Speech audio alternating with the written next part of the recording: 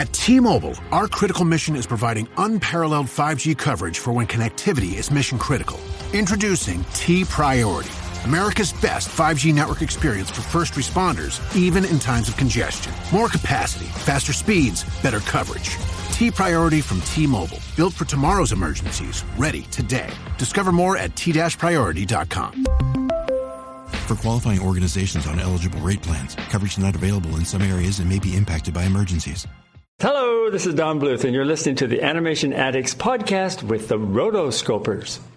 Hi, everyone. This is Glenn Keane, and you are listening to the Animation Addict podcast with the Rotoscopers. They are awesome.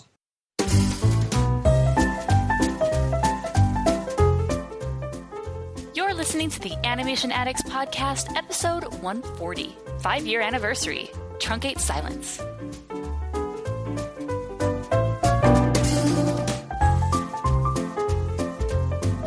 Welcome to the Animation Addicts podcast with the Rotoscopers. My name is Chelsea Robson. I am your stalwart host who's been here through the thick and thin of, well, whatever. And back by popular demand, we have my two amazing co-hosts, Mr. Mason Smith. Mason. Sorry, my mic was muted. Man, I'm still not used to the Skype thing. And Morgan Stradling. I'm back. Everybody say yay. Yay. Yay. It's like coming home. Back by popular demand. It's like we were banished for a while. And it's like, y'all could come back.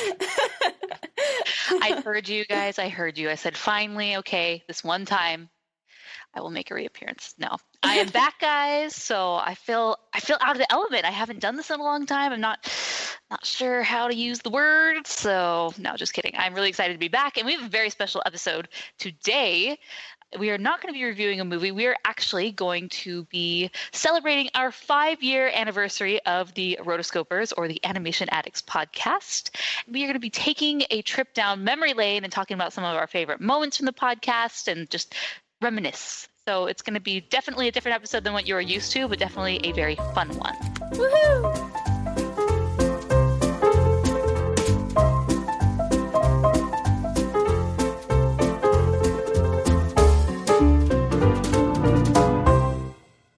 This episode is brought to you by Shopify. Upgrade your business with Shopify, home of the #1 checkout on the planet. Shop Pay boosts conversions up to 50%, meaning fewer carts going abandoned and more sales going cha-ching. So if you're into growing your business, get a commerce platform that's ready to sell wherever your customers are. Visit shopify.com to upgrade your selling today. So let's just go back to the very beginning. It's a very great place to start. I think we've mentioned this a few times on the podcast, but how the show got together. And basically, I wanted to do a podcast, and I wanted to do it with my friends. And so I said, hey, Chelsea, we've always wanted to do a podcast together. Let's do one on animation. She was on board. And then obviously we needed a male presence. Usually it's the other way around. A lot of podcasts and shows, they need like their token girl. We needed our token guy. And yep. We got a heck of a token. It was Mason, and I'm the best token ever. And so 5 years ago, in February 2012, we sat down and we had no idea what we were really getting into. All we knew is, hey, what's a great movie we want to review? Beauty and the Beast. So we watched Beauty and the Beast and, got on Skype, hit record, and the rest is history. Literally, because still 5 years later, that is one of people's favorite episodes about the Animation Addicts podcast, which I agree. I still say that is a fabulous, fantastic episode. Rotoscopers.com/1. What are you guys' memories of that first episode? Things that stood out to you? So my favorite memory was the fact, we were doing it in my house, and it was Morgan and I sitting on a couch in one of this room. They're like, okay, which room is going to be the most soundproof? Because that's going to matter so much. The fact that we're using my onboard microphone, and that was not a very good onboard mic, but we're like, okay, soundproof room, because that'll make all the difference. And yeah, we're just going to push go. And then the crickets came later on. I just remember. I remember Morgan always saying this guy named Mason is going to be joining us. And yeah, we just kind of started and it was fun. It was a great time. I liked it. It was fun. I remember our first episode was kind of rocky. I sounded I kind of sounded like this because because of my laptop microphone. We weren't as geared up as we are now. Not at all. I do remember that. Mostly I remember we didn't really know how we were going to edit it, or like we knew we wanted to edit it, but we didn't really realize how much we would end up editing it, because it was like first 3 episodes we were just like, hold on guys, I lost my train of thought. Or we'd be like talking and be like, yeah, that is one theory about the Iron Giant, Mason. Thank you for your dumb theory. Or just awkward pauses and stuff. Speaking of editing, there is one trick that I have implemented over the years. I use Audacity, which is a program to edit, and there is a special feature called Truncate Silence. And basically what it does is you select a certain threshold of silence. Let's say any silence longer than 3 seconds, then it scrolls through your whole episode and it will cut down any silence longer than, said time limit. So I definitely implemented that a lot because, like you said, there have always been, every once in a while, really awkward silences where we all kind of sit there. It's as if we are trying to look each other in the face when we can't actually see each other, as like, are you going to go? Is he going to go? Should I pipe in? Should he pipe in? So Truncate Silence takes care of all of that. And you guys never knew. You just thought we were so on the ball. So snippety snappity. Yeah, lots of awkward silences. We didn't really know who was going to speak until I just implemented my policy of constantly interrupting everyone, and it's worked out great since.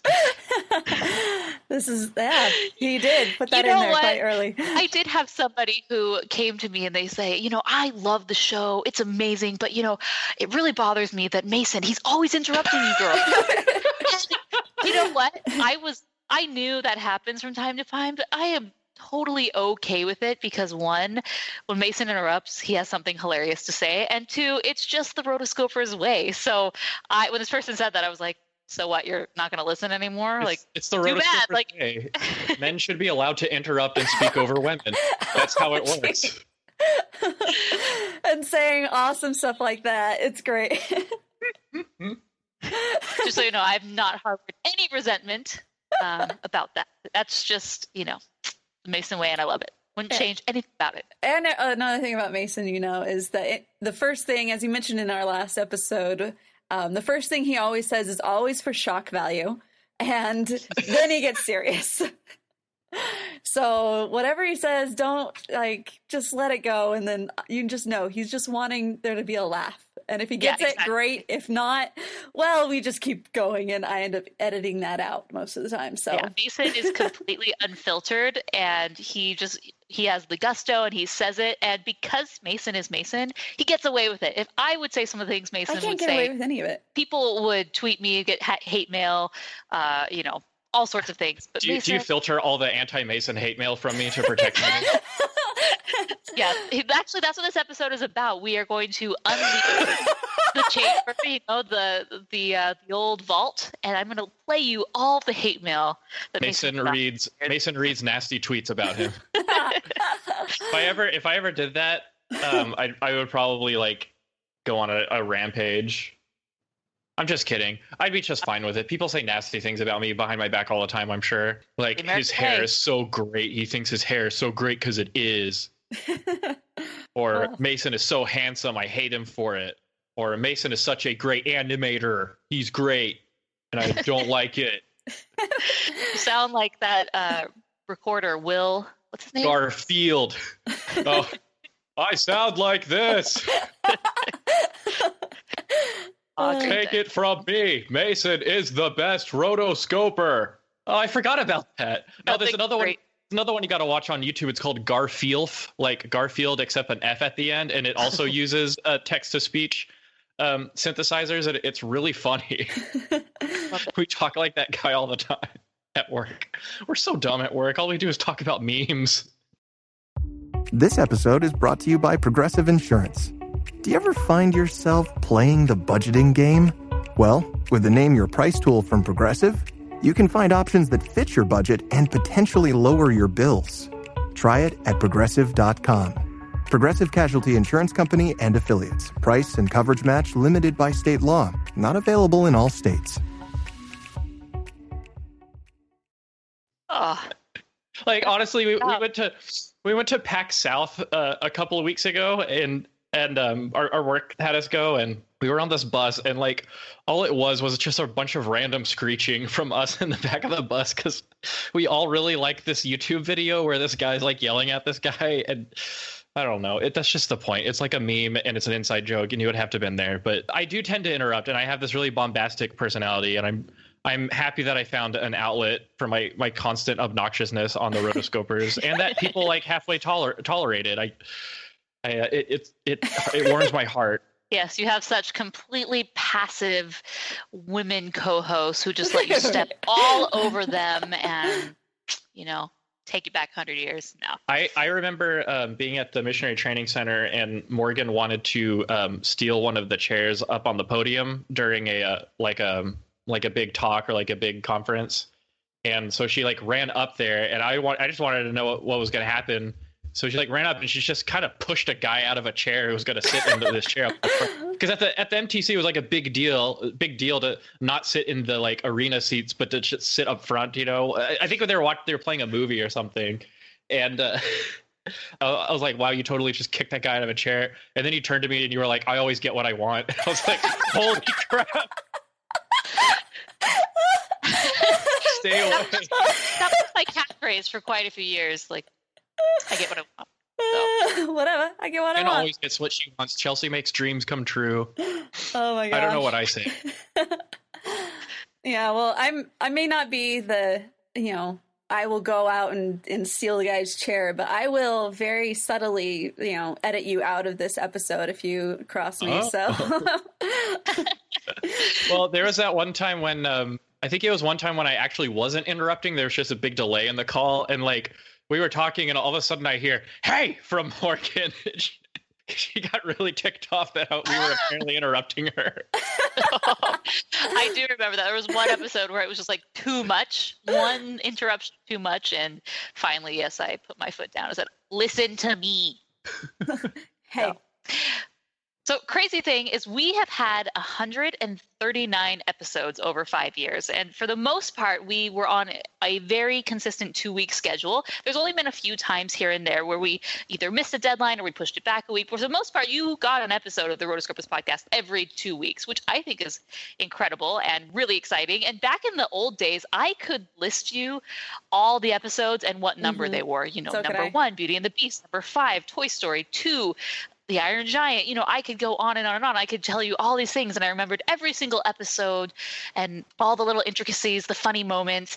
But here we are over 100 episodes later, nearly at 150, and I can't quite do that anymore. I could not randomly off the top of my head tell you what was episode 119. So I guess that's a sign you made it, when just all your work just becomes one amorphous blob. 119, the Don Hertzfeld shorts. Oh, nice. That was a good one. Oh, Hertzfeld, man. I had some things to say about him. I'm going to open up all those old episodes. Let's see what we got here. Do you know an episode that I listened to recently that just made my heart so happy? Episode 32, Mulan, Yodeling Huns. Oh my gosh. That's another thing that's great is that we, you can just say like a little snippet like that, Yodeling Huns, and it's great. I love that we were able to do that with the episodes. We have the episode number, the movie, and then some little snippet and funny moment. Usually, I would say 95% of the time comes from Mason. Oh, yeah. No. Comedic genius like that. But a lot, again, it also comes from some of our tangential nature where we would just, go off on tangents like we just did, telling stories about the MTC and such, and ended up being the title of the podcast. So it was good. Oh, man. Yeah, that one was really funny. And then, because I was listening to it because I was about to interview the Bancroft brothers, and Mr. Tony was the director of that one. So I was like, let's listen to that one again. Because I was thinking, oh, that would be cool to have him do the episode. Because we haven't even done that episode, haven't we? We haven't even done Mulan. How could we not have done this? And I was like, oh, wait, no. That was just pre-50. We did that years ago. What am I thinking? Oh, my gosh. I can't even remember these anymore. Oh, there's so many good ones. One of my favorite little quips that Mason did was episode 51, Corpse Bride, studio jiggling. I was just thinking about that the other day. It's probably my favorite one. It holds true even to this day. Any Studio Ghibli movie, there will be lots of jiggling. And you know who else has kind of become Studio Jiggling Part 2? It's Sony. Or, not Sony, Illumination. Illumination, I would say Leica. No, but that's what we were doing a Leica film. Oh, and that's why we were like, it was studio jiggling. That's see, this is how you know when you don't even pick up on the joke because it's been so long. Oh man. Yeah, we have so many episodes that in iTunes it only shows the most recent 100. Yeah. So if you actually go to rotoscopers.com/iTunes, it makes it seem like the last episode or the furthest back is episode 41, Monsters University, which is not the case. So if you are a newer listener and you're like, what the heck? I would like to listen to these pre-41 episodes. Just go to rotoscopers.com/podcast, and that's where you can find the archive. I wish iTunes would not do that, but I do not own them. So, and that was actually a cool thing is we were featured in iTunes once a few years ago. Oh, we were. Someone from iTunes reached out and they said, hey, we like your show. We'd like to, feature it on the main page of the iTunes podcast store or whatever. And so I, sent them some artwork so that way they could feature it all nice and pretty. And it was a cool experience. And we definitely had a huge increase in subscribers and listeners during that time. So that was a really fun thing that we were able to do. The podcast has brought a lot of opportunities, to be honest. Things that off the top of my head, all the amazing people that we've been able to interview, whether they are voice actors or they work in production or they're directors or some of these icons that we've looked up to, growing up and even today.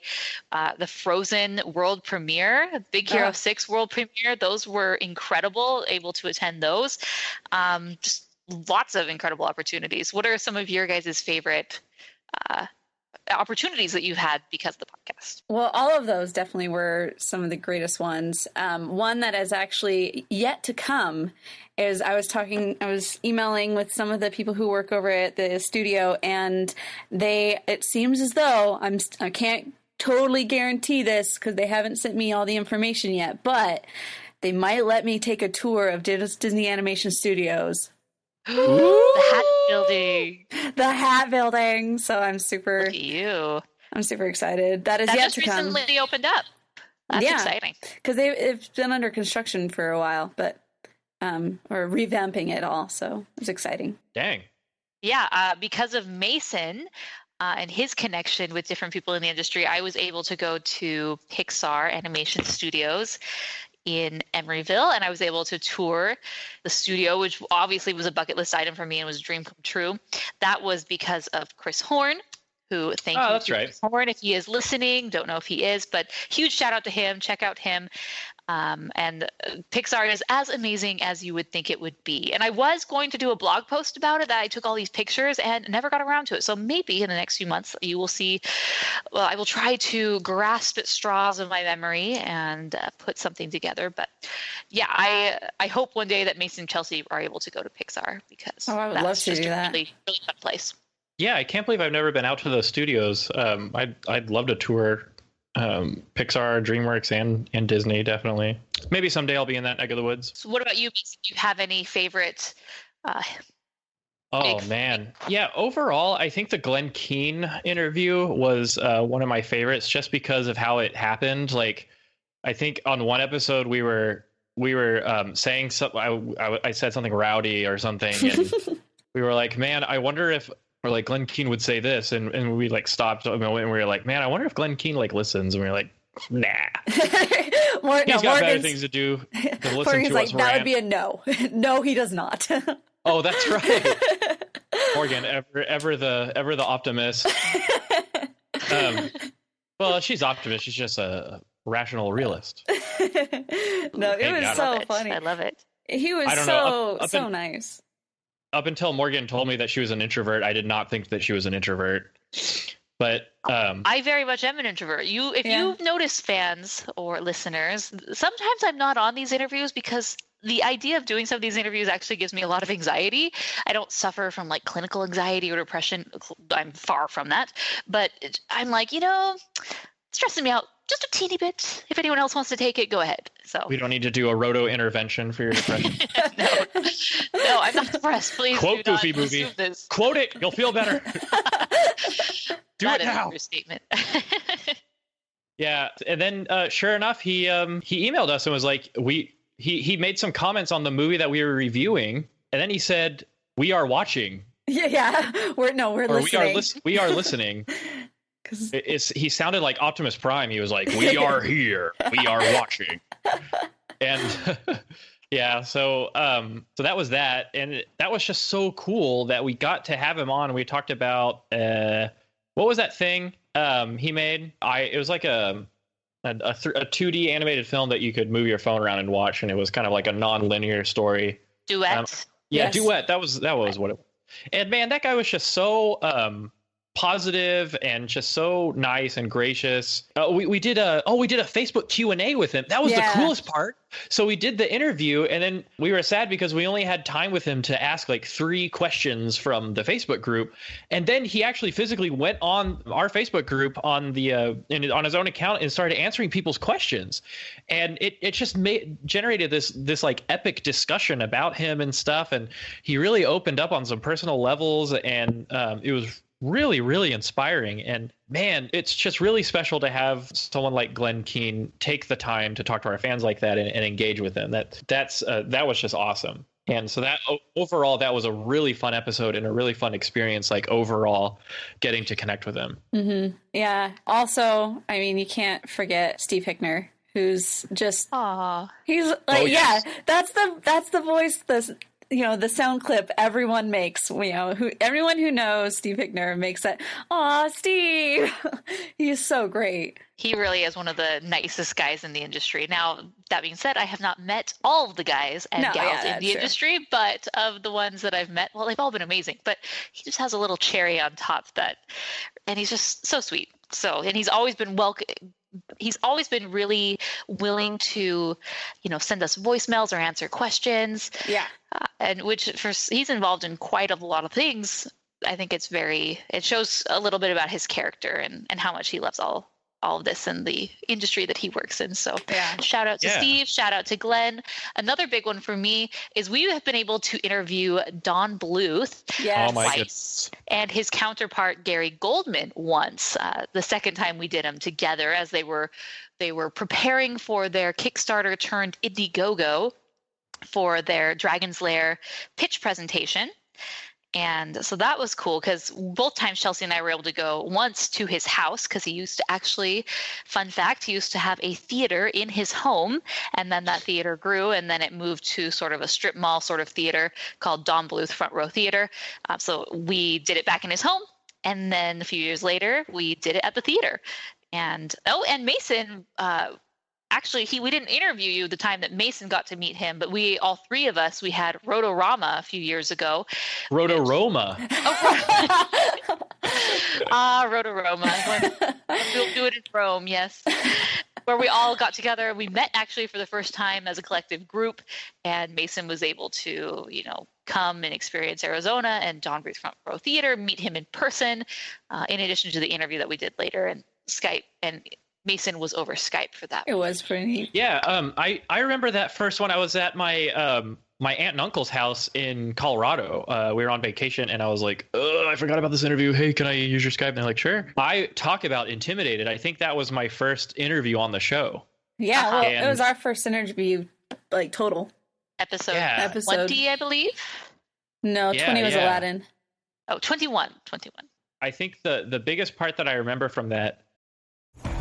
This episode is brought to you by Honda. Introducing the all-new, all-terrain Honda Passport Trail Sport, the most off-road capable Honda Passport Honda has ever dreamt up. The Passport features increased ground clearance, roof rails on all trims, and available specially developed all-terrain tires. And you'll stay comfortable with tri-zone climate control and available features like heated and ventilated front seats and a panoramic moonroof. Learn more at honda.com/passport.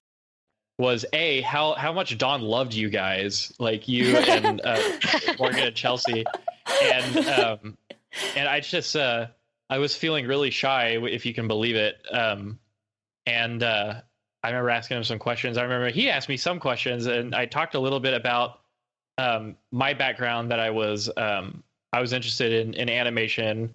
I was still at BYU. You were doing pre-animation. I was just a little dinky freshman, and and stuff. And I remember talking about my aspirations, and I think the question he asked me was, "Well, are you good with a pencil?" And I was like, I don't know how to answer that because you're Don Bluth. But I think Morgan chimed in for me. She was like, "Yes, he's very good with a pencil." Yes.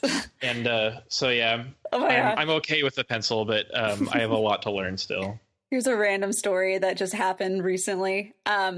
So I go on, I'm the only one still single in this little, triage, and I still go on dates and I meet random people through random sources. And I met this guy, and his tagline, basically that made me interested. I was like, say what? He said, "You date people with taglines?" Well, it's an online She's clearly thing. referring to a dating app. He's got his own theme song. I'm so glad I'm conscious throughout all this. Some dates you do wish you were like that, but not this one. This guy was cool.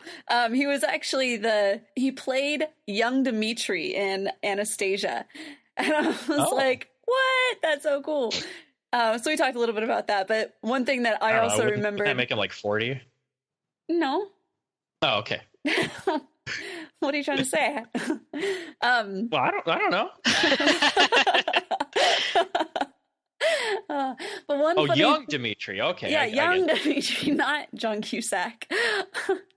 Though that would be really, really cool to just spend a little bit of time with John Cusack because he's cool. But anyway, no, I also reminded that one time when we were over, Morgan, when we were over at Don's getting ready for that interview with Gary, and they were getting ready for one of their plays, or they were like in the middle of producers. Oh yes, they're getting ready for the producers, and he looks at us and only Don Bluth can get away with this, and without it being weird. And he was like, both of you have good figures. Would you like to be call girls? I'm like, what? Call girls or chorus girls? Which one was it? Chorus girls? That sounds better. Yeah, it was like a background dancer, basically. We're like, what? Okay. Call girls. That doesn't sound like Don Bluth. Well, it depends on the production. Yeah, I actually had the chance to go to the Front Row Theater, like you said, during Rotorama, and got to hang out with him. I've actually had the privilege of meeting Don Bluth a couple of times in person. The first time I met him in person was at Alamo Drafthouse in Austin. That's right. And they were screening All Dogs Go to Heaven, and both Don and Gary were there, and they did a Q&A afterwards. Of course, everybody asked the same thing, like, why'd you leave Disney? What do you think about Disney? What do you think about CG? And he was rolling his eyes a lot. But afterwards, we had an autograph session, and I didn't ask for his autograph. I just shook his hand and say, hey, I'm on the I'm Mason from the Rotoscopers. We did that one interview. He was like, oh, yeah, Chelsea and Morgan are really great girls. The first thing he said, and I was like, I'm here too. And so anyway, I chatted it up for a little bit, and then I got to see him again at the Front Row Theater. We actually stayed for like half an hour after the show and just talked to him. Yeah, just chatting away. And I think you had some of your family there too, Chelsea. My parents, I believe. Just a really, really nice guy. And I don't know, maybe the animation industry has become such a big industry and such a busy industry for people who are in these big, expensive productions. But I don't see a lot of that anymore. Like Morgan, I haven't met everyone in the industry, but I have noticed that a lot of those from the classic era or from the Renaissance era and before are just very, very nice people. They're just bright. Yeah. And full of creativity, full of graciousness. They've had several decades of practice working with people, and when you're in the animation industry, you work with all kinds of people. Yeah. Lots of egos flying around, and maybe, so anyway, that's still something I'm learning. I now that I work at an actual production studio, and it's you definitely have to learn how to work with people. Or you could take it, they need to learn how to work with you. Yeah, I like that better, but it's more realistic to say I gotta work with them. Yeah, well. Sometimes, I don't know. Sometimes I wonder if people at work are like, what the heck is up with that guy?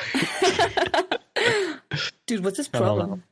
my personality you always want them thinking about you. Well, yeah, that's kind of how I am. I don't know when it was. Maybe it was while I was at to tell you the truth, for about a year after I came back from Argentina and was at BYU, I was actually kind of shy and I was pretty emo. Actually, I was having a hard time adjusting to the culture of Provo, Utah. It's a very singular culture, very peculiar, and I had trouble dealing with my own anxiety, like not succeeding in the dating game and stuff. And I really didn't have a lot of confidence. And I was a very negative person and just kind of miserable all the time. And around the time I met Shanna, I guess like knowing that there was someone who could actually stand me, but who I also liked, really liked being around, and just like dating Shanna, just kind of my personality kind of changed. And I kind of let go of what I thought of what I thought people thought of me. And, I was just like, you know what, screw it. If people think I'm weird for having a lot of energy and being really creative and saying random stuff, then they're probably not worth trying to be their friends anyway. And so I don't know. I definitely come off as obnoxious and like sarcastic, but I think people just need to know that the number one rule about me is that the first thing that comes out of my mouth is either always a joke or like a random quote or something that's meant to like get a reaction out of you. And once I see that you've reacted the way I want you to react, then I can trust you. So if you don't laugh at his jokes, you are not to be trusted.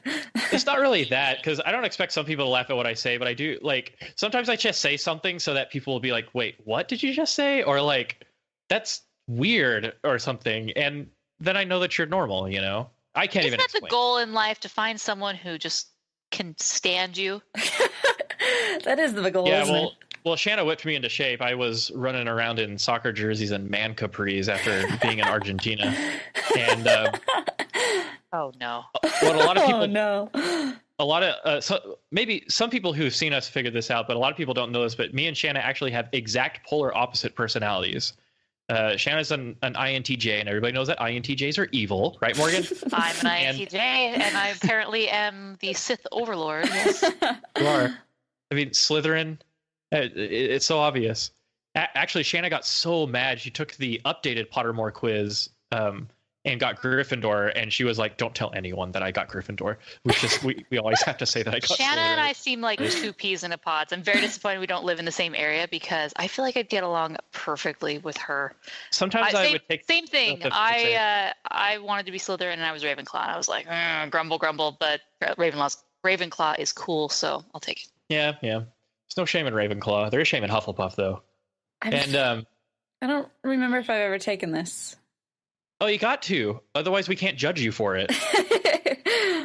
But yeah, me and Shanna are exact polar opposites, and I'm like an ESPF or whatever combination that is supposed to be in. And like obviously, no relationship is perfect. Like a relationship takes time and attention to grow, and there's always growing to do and stuff. But me and Shanna have like a blast because I don't know, it just kind of works out. It's literally one of those opposites attract thing. And yeah, Shanna was like the only person that I dated that was even remotely like that. I always dated people who were a lot like me, and I ended up like hating them afterwards. So anyway, speaking of tangents, that's a little view into my personality, and like I hope nobody gets like super offended by stuff that I say. Like I never say anything that's like not safe for work, but like I don't know, people need to know that it's like I have a radio persona, but I also have this like weird personality where I like have to entertain people. Like if I can't keep people entertained or at least like uncomfortable in some way, then I feel like I don't have a purpose. Maybe that's a complete personality disorder, but that's why you are on the internet. That's the whole point of being an internet personality, is just to make people uncomfortable. Yes, be very polarizing. Yeah. So thankfully, my personality has helped me be very extroverted and very eager to talk to people, and so I really enjoy all the interviews that we get to do, mostly because it's just so cool to get information from the perspective of the actual producers and the actual artists and people in the studio. Yeah, I'll agree with that for sure. I am a ENFP. So very close to me. Yes, so I get that in you. And so I definitely love. She gets me. I get you. To a degree. Hashtag it gets better. Because I'm apparently called the campaigner. You're more of the entertainer. Yeah, I'm definitely a Fred and George Weasley. Yeah. You had a twin, so that could come true. Well, I don't. 2 Masons in one universe. Well, it's not a clone; it's just a twin. But yeah, there is a Harry Potter Myers-Briggs chart, Chelsea. Oh, really? Yeah, my life is this funky fan fiction where Ron Weasley got together with Draco Malfoy. So I'm sure there are plenty of fan fictions about that, but that's basically describes our marriage. She's either Draco Malfoy or Severus Snape, and I'm either the Weasley twins or Ron Weasley. So for those who don't know what we're talking about, you can take your own personality type quiz at 16personalities.com and check it out. See what you are. See, are you a Mason? Are you a Morgan? Are you a Chelsea? Are you your own little thing? Yeah. Take it, find out. We should make a Myers-Briggs chart for just us three. It'd be like, which rotoscoper matches your personality? Yeah. So that kind of brings us to our fans. Let's see. I've just looked this up to see where I fall. And I am who is that? Is that Ron Weasley? Say the name that's under the picture. If you're a Harry Potter fan and you have to ask that, you're not a Harry Potter fan. Like, well, there's those funky illustrations. Yeah, it's somebody's random illustration, and I can't see it very well, so I'm going to look at a different one. High resolution. See what comes up. Well, right, while Chelsea's continue. looking that up, can I just say that we have like the coolest and funnest fans/listeners ever? Yeah, we do. You can say that. The Roto Nation people. The Roto Nation is here to stay. Love it. And I've had the opportunity of actually doing episodes with some of them too. So yeah, that made me really happy. We had a couple for 2 of the episodes that we did while you guys were out, both Trolls and Moana. Those were pushed forward from Chad Lewis of Lutoons. If y'all should know who he is because he's pretty awesome. YouTube fame. Yeah, YouTube fame indeed. Rachel Wagner, who's a roto writer, also has her own YouTube stuff. And then Pablo Ruiz and Ryan Pareto. They joined me for Moana, and apparently they love to cry. Aww. So they're very sensitive lads. I loved that whole episode was phenomenal. So definitely check that out. Aww. Yeah, one thing that's pretty cool is a lot of our Roto writers and Roto staff who, actually help contribute to the website. The website is where you can go to find news, reviews, interviews. It's all volunteer based on how much someone wants to post. It gives people an outlet and a platform to gain credibility in the animation world. We've had people that have gotten jobs in the animation industry because of being on the Roto team. And a lot of the fans started out as fans and then put in applications and then became part of our inner circle, which is really cool. And I know lots of you are listening are wondering, what the heck? I submitted an application to be a Roto writer. That was 6 months ago in the summer. What the heck happened? Well, I had a baby and things got stressful, and let me drum roll. I am actually going through those right now as we speak and should have decisions in the next few weeks. So I apologize because that's like ridiculously pathetic, but I kind of jumped the gun on that one. But anyways, the fans are super cool, and I love the different members of the Roto staff and Roto team that we've been able to meet, and then just people. It's funny because I can kind of bucket the different listeners into different categories. There's the ones that are super active on Twitter, and I engage with them on Twitter a lot. There's the ones that call in all the time, and I just love. I can say a name and I know their voice and just what they're going to say, kind of, and their perspective. So that's really cool. Then we have the patrons, just all sorts of different types of Roto fans.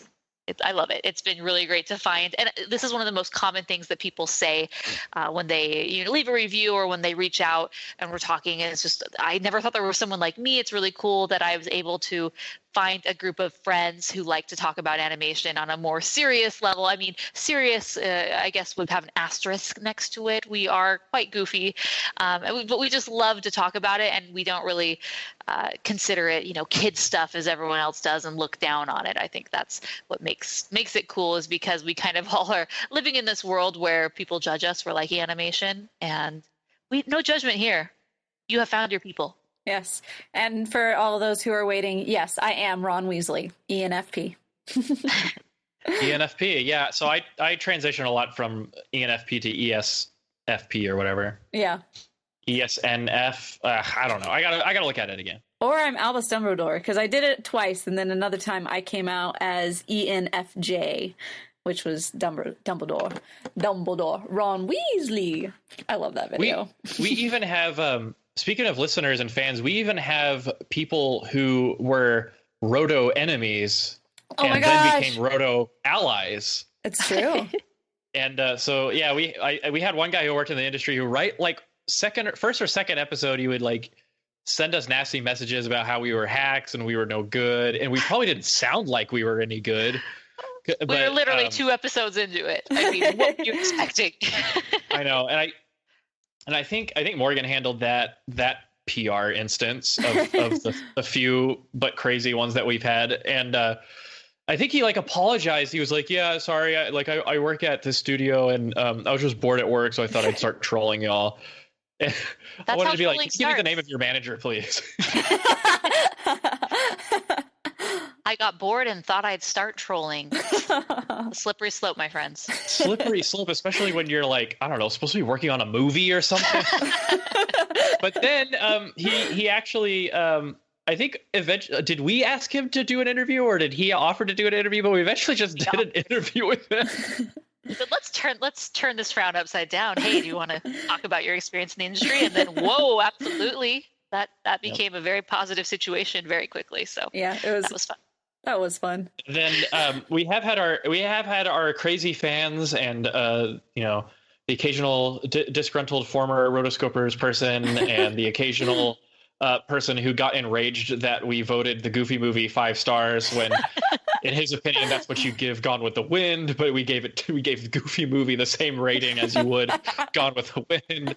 And that's one thing that I've had to kind of curb as people really get offended with what you rate it. And I feel like now I have to press it every time that this is just my opinion of this, and my opinion means nothing. One day I'm going to give it a 1, one day I'm going to give it a 5. And guess what? We all just move on. And this is just good, silly fun. But, not everyone really looks at it that way. And they take it very seriously when, they basically do a cross comparison of all your star ratings, and they don't seem to add up in their mind. And I'm like, well, that's why that's your list. And this is my list. And my list means nothing. So you getting mad at me doesn't affect me. Yeah. It makes it seem like we have all this hate. We actually do not. For the most part, we've been very, very positive and had great fans and great feedback. And that's one thing that I feel really makes us stand out from other podcasts. There are fantastic animation podcasts out there. There are, yeah. Done by, people in the industry, animation greats. But one thing I think that makes ours a little different is that it's for fans by fans. So we're not trying to have this, incredible, deep, in-depth, thought-provoking, discovering the point of the universe discussion.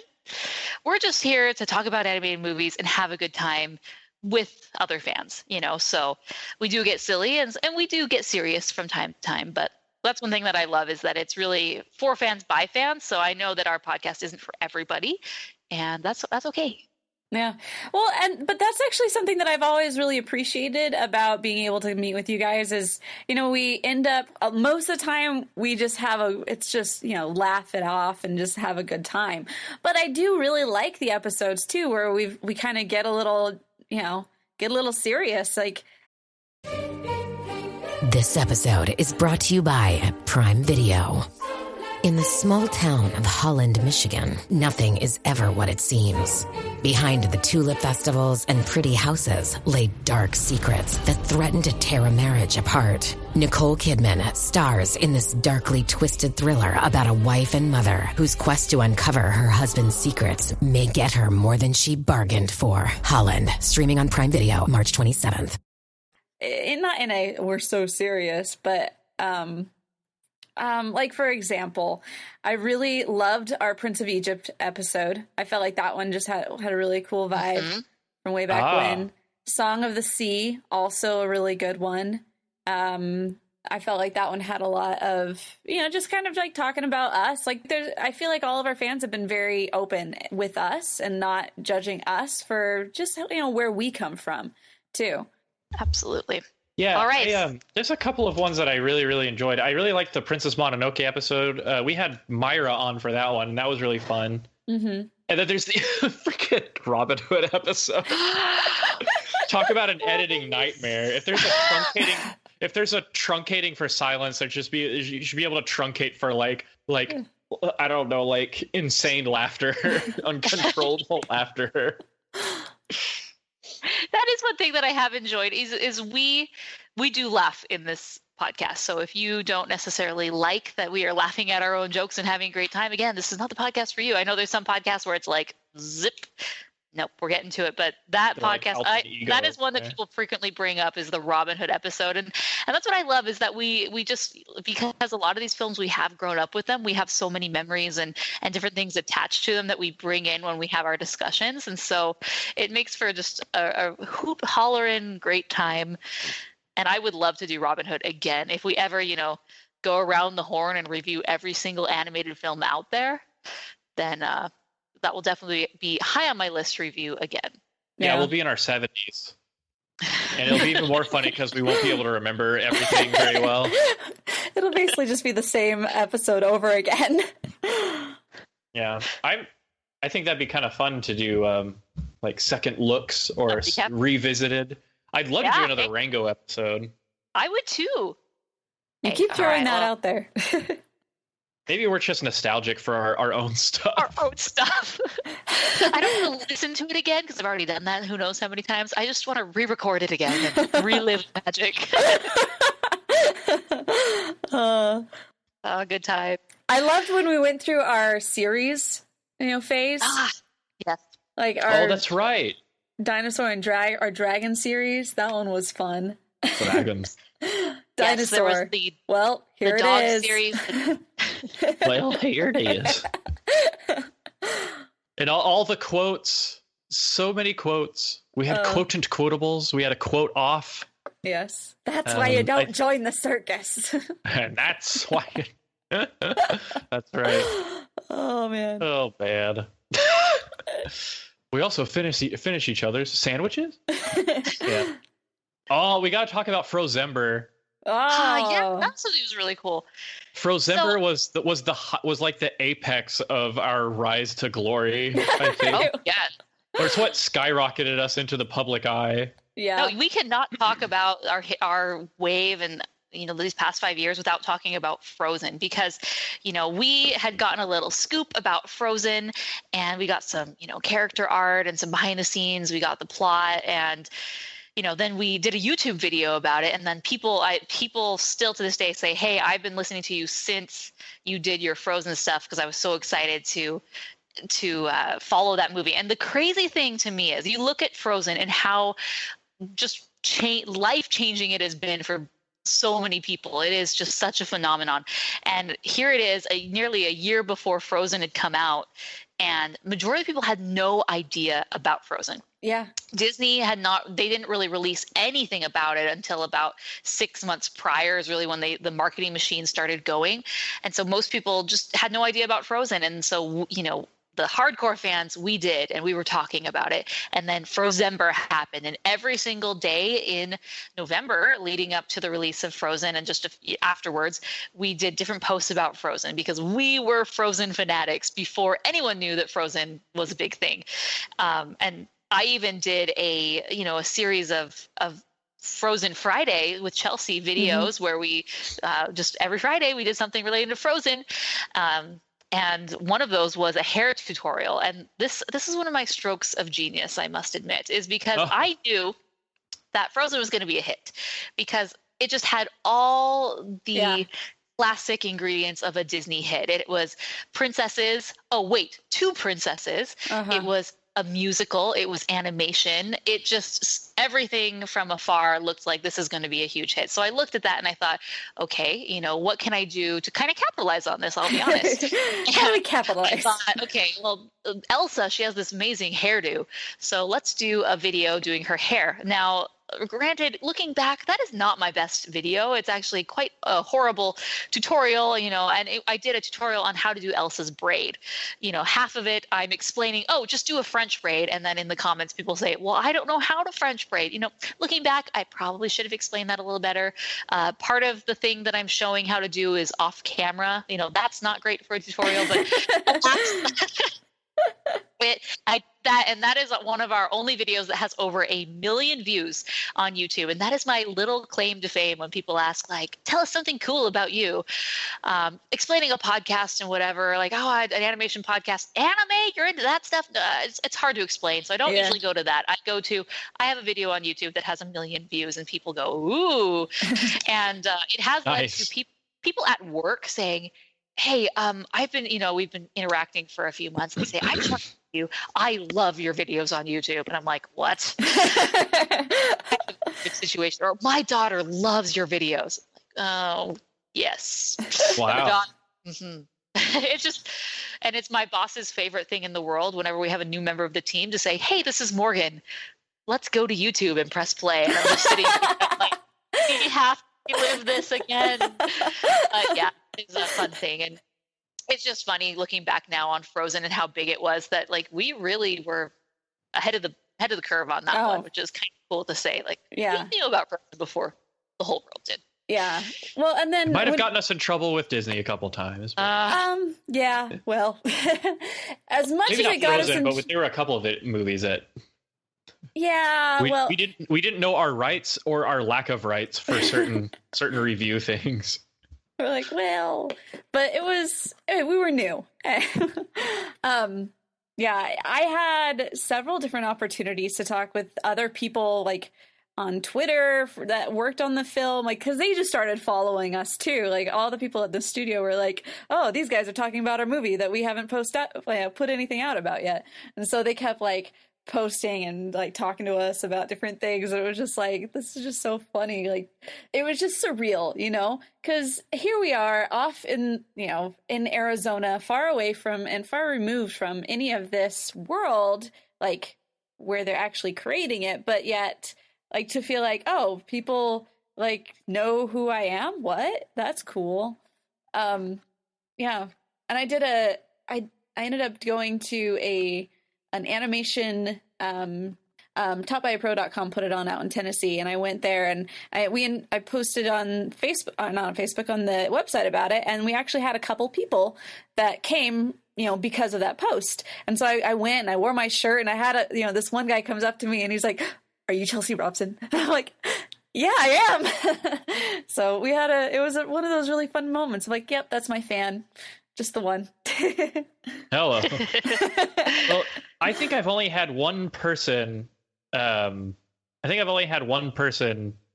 recognized me outside of the internet.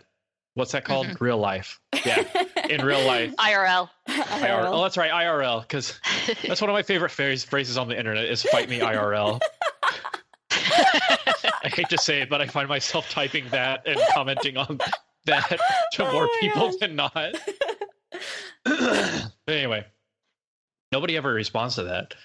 But yeah, it was Mark Brown from the website. He was the one who wrote the awesome poem about us for the 100th episode. That's limerick, right. yes.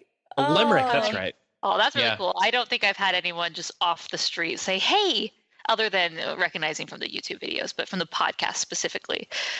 Yeah. Well, very cool. I'm actually I'm clicking through the old art book review videos that we used to do and stuff. And then of course there's the Mason Classic, pretty much the only video contribution I really made to the YouTube that didn't have like mostly dislikes. I really didn't like my trailer reaction for Sponge Out of Water. You know what? Do you want to know Mason's most embarrassing moment? Yes. On Rotoscopers YouTube. No, it's just on the YouTube. That I did a review of the Lego Movie, and I had just gotten back from watching it, and I was also a little sick, so I was a little loopy. But I honestly believed that the movie was stop motion. So in my review, I was like gushing about how great it looked for stop motion. And anyway, thankfully people haven't put me down that much. But of course, it's all relative. Of course, it's not all relative. It is an absolute that the Lego Movie is CG. No, I'm saying it's all relative how much they put you down. Oh, okay. But the of course the behemoth of Mason's takeover of the internet is a video with almost 300,000 views, and that is my 100 animation voice impressions by Mason Smith. Ooh, the video's been out for a while, and there's been a lot of debate as to whether it was real or not, or whether it was whether I cheated. And I have a confession to make.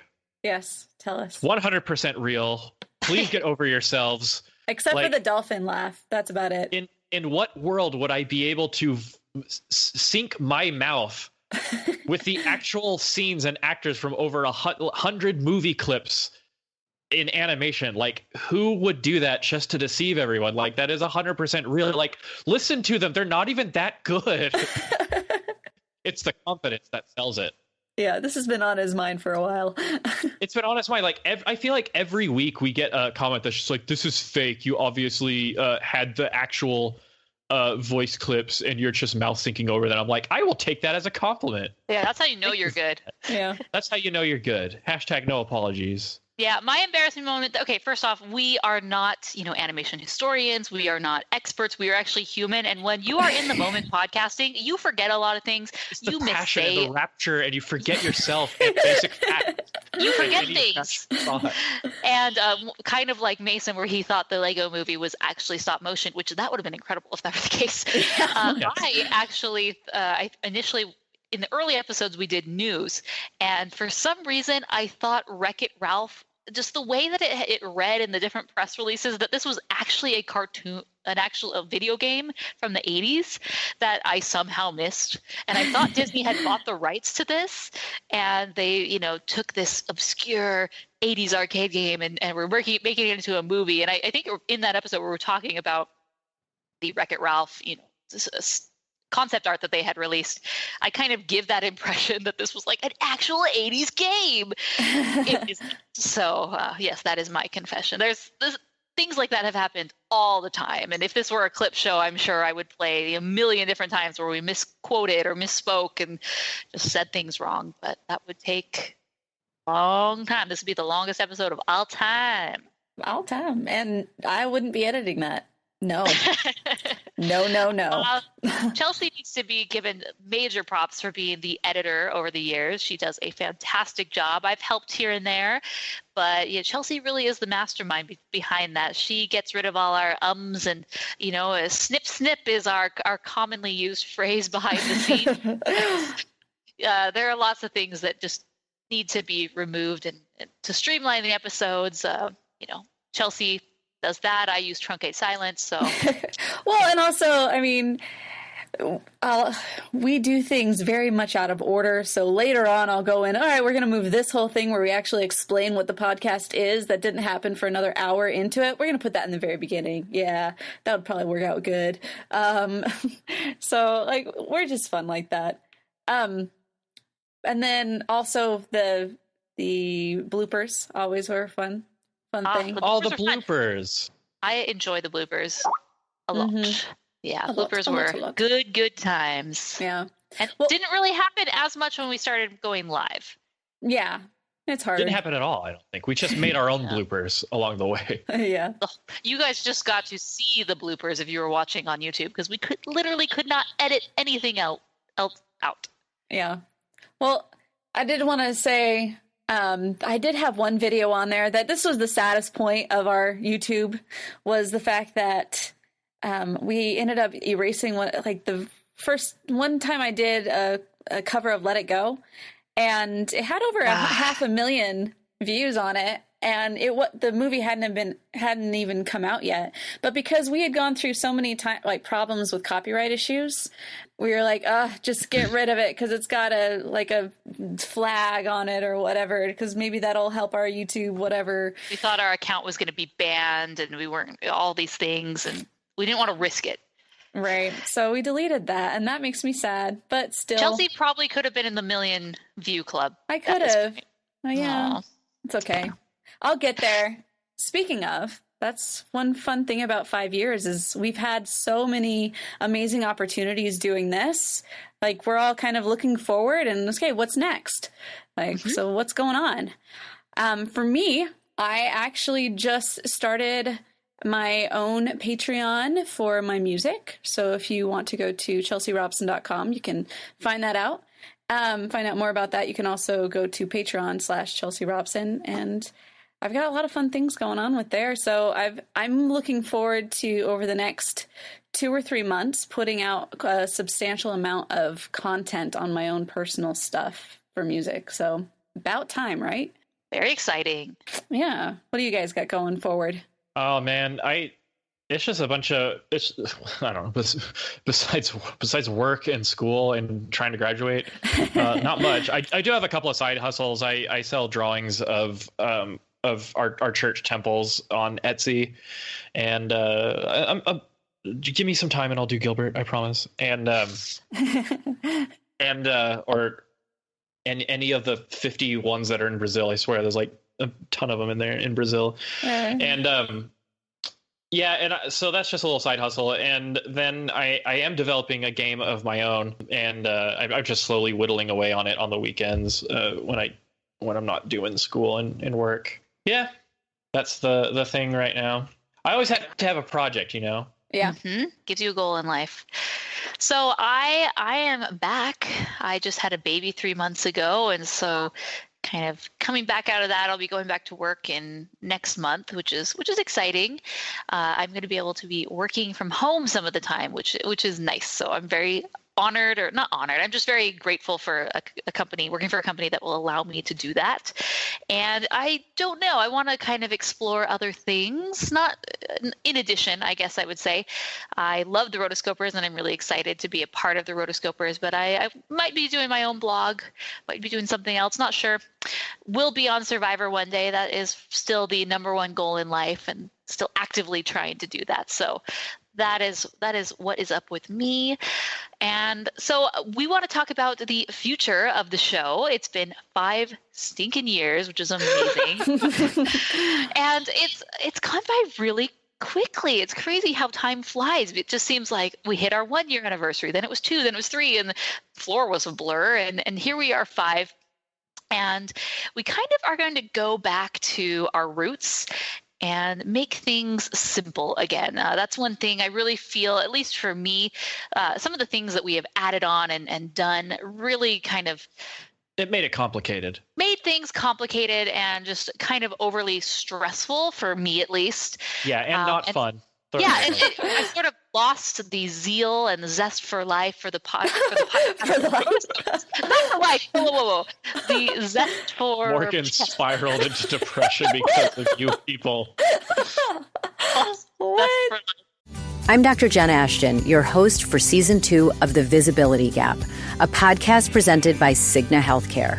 Throughout this season, we'll be tackling something vital, the women's health gap. We'll hear from real people and experts as we unpack important topics like maternal health, menopause, and heart disease. Listen in and download the new season wherever you get your podcasts.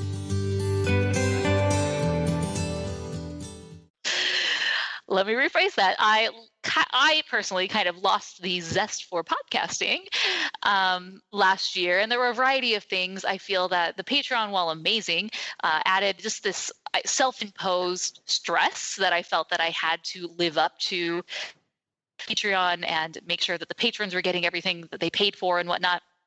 Actually doing live shows, while it was very cool to interact with people live and to have us on video, those were very stressful because they frequently just went poorly due to internet connections, low bandwidth, Google Hangouts not working properly. And you know what? When that happens once, it's okay. You laugh it off, say, okay, yeah, that's okay. When it happens twice, you're like, 3 times 4, 5, 6, 7, 8, 9, 10, 11.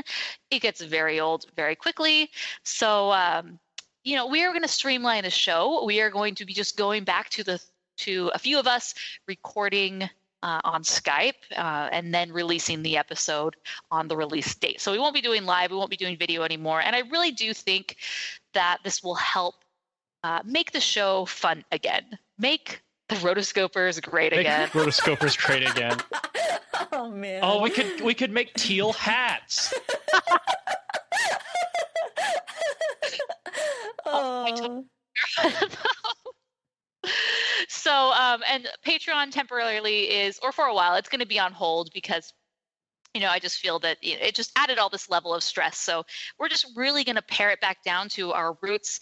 We're going to finish up some of the patron picks, but then after that, we're just going to let it be us just talking about the movies we want to talk about. We may or may not I'll be honest here. We are not going to review every single new animated film. That was another thing that kind of added a different layer of stress. It's just, there's so many animated films nowadays. They basically come out every 2 weeks. And that made it really hard for us to review the films that we wanted to review. So that is the future of the podcast. I am back, and we'll be in and out as different hosts. So the three of us may be here.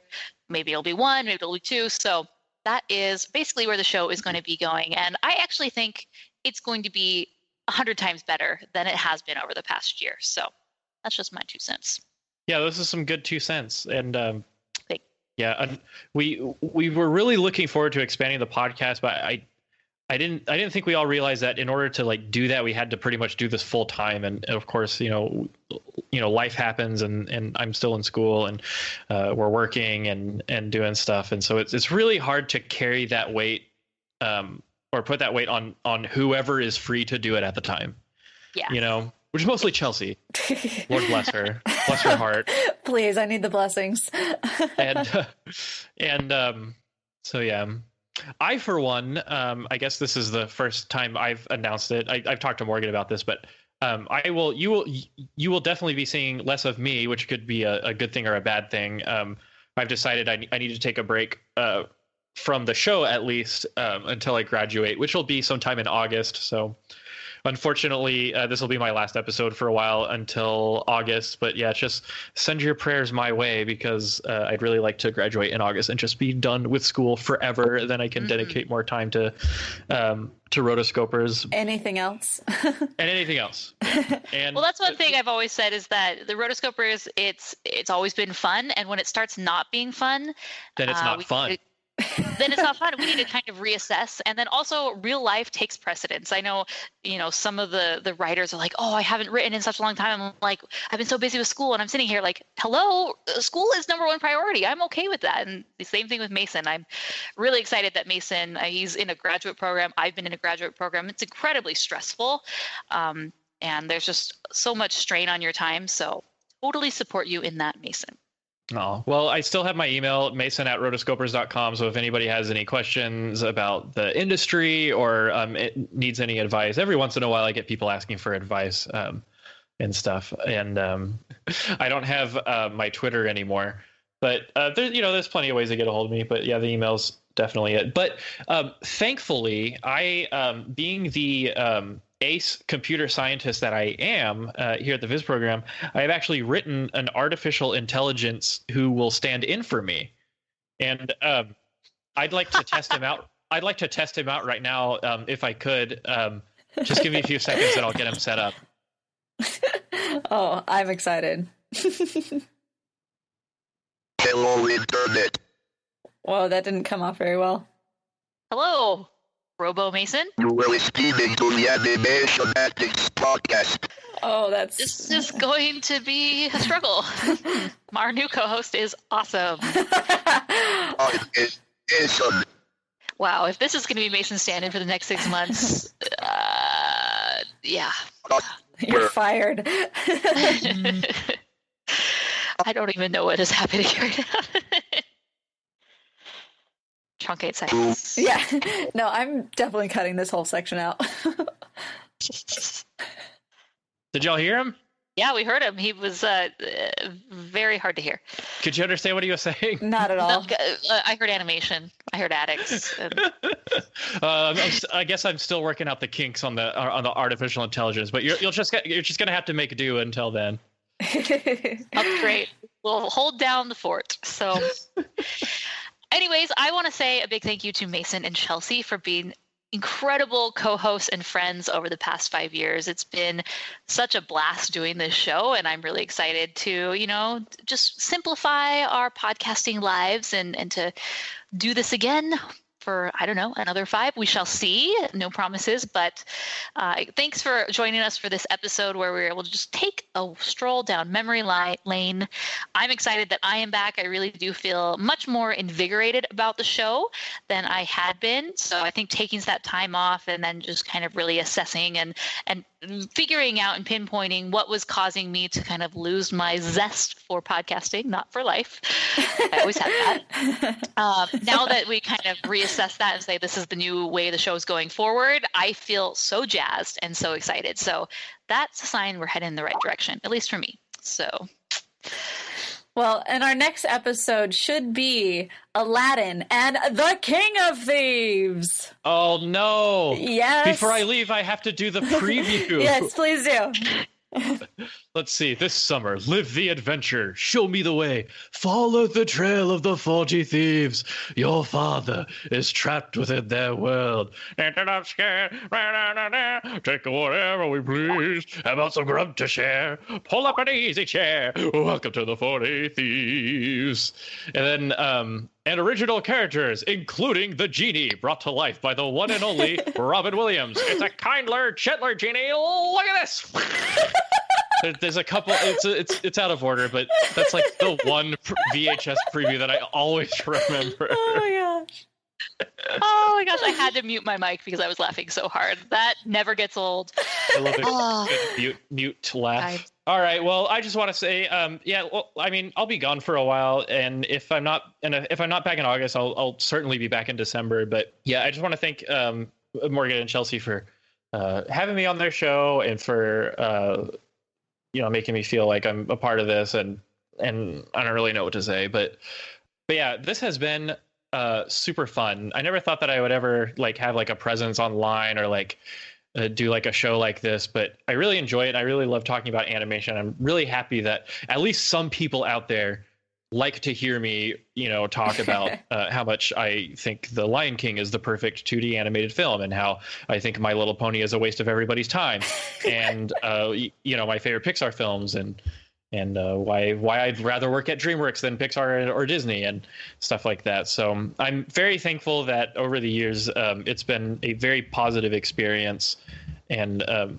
it's just been a blast. So thanks, Morgan and Chelsea, and I hopefully I'll see you guys sooner rather than later. Yes. So with that, I want to leave you with this rendition of this Disney classic. Goodbye may seem forever, farewell is like the end, but in my heart's a memory, and there you'll always be. So Mason, we are dropping you off at the side of the forest. See you later. Wait, isn't that just from the freaking Swan Princess? The Fox and the Hound. That's Fox and the Hound. It's been forever. Been forever since I've seen Fox and the Hound. We're dropping you off at the edge. You'll always be my friend too, Todd. Oh, you're gonna make me cry. Cute waterworks. All right. Better end this. All right, so you guys know what's coming. Until next time. We are Rotoscopers. Oh, the Thunder Tube. Oh, all the greatest hits back at once. I had to find that out of storage. Blow off the dust. Mason Andrew Smith was unable to join this call. Why? Think again. It is I! That was literally the message that it gave me when I tried to add you. I was like, what? Because I was adding myself. Oh. He has superpowers. Stand by. I'm opening up the thing. See. Stand by. I will not stand by. I will sit by. Thank you very much. No, he said you were not allowed to do that. Not allowed to sit by. And Occam's razor, the path of least resistance is always the right answer. Anyways. All right. Okay. Anyway. Look it up. It's like when you're presented with multiple options, the right answer is the simplest one. Oh. Mm-hmm. Mm-hmm. Yeah, and then Truncate silence. Yeah. Truncate silence. It's the best.